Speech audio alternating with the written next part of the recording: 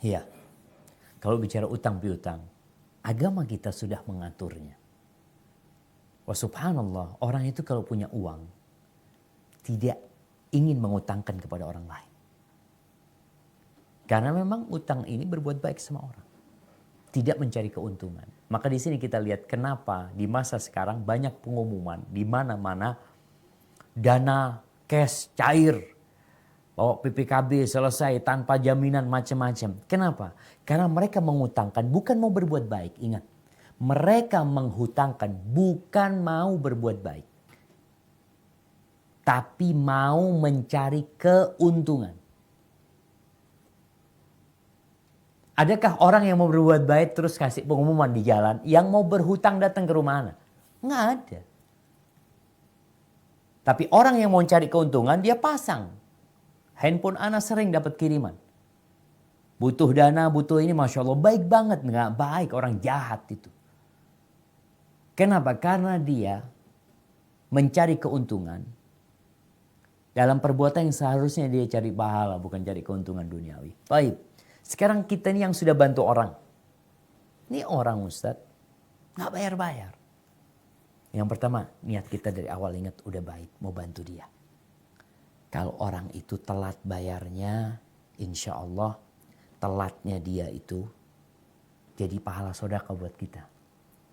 Kalau kita pinjamin aja, itu kita dapat pahala sedekah setengah. Kita pinjamin 1 juta, hitungannya sebulan kita sedekah setengah dari uang yang dipinjam, 500.000. Ketika jatuh tempo dia nggak bayar hari itu, kemudian kita masih kasih jangka waktu sepekan, 7 hari, subhanallah.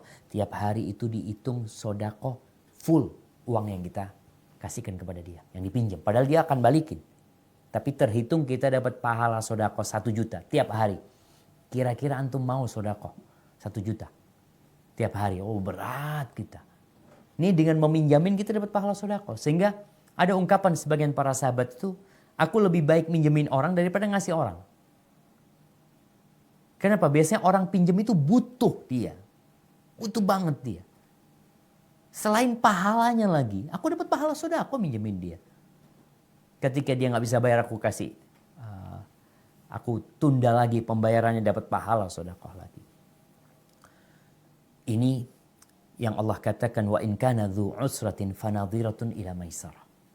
Kalau orang itu susah, kesulitan, maka kasih waktu agar dia bisa bernafas kembali untuk membayar utangnya. Wa antasaddaqu khairul lakum. Tapi kalau kalian sedekahkan itu lebih baik. Artinya ternyata menunda pembayaran buat dia itu baik, tapi kalau kita sedekahkan itu lebih baik.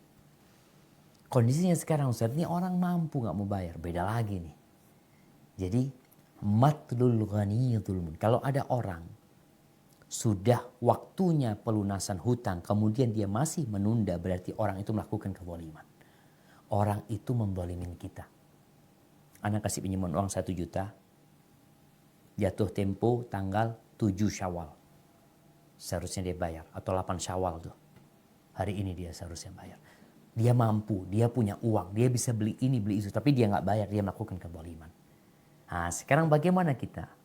Terhadap orang yang menzalimin kita, antum bisa memaafkan, antum bisa menuntut. Itu hak antum.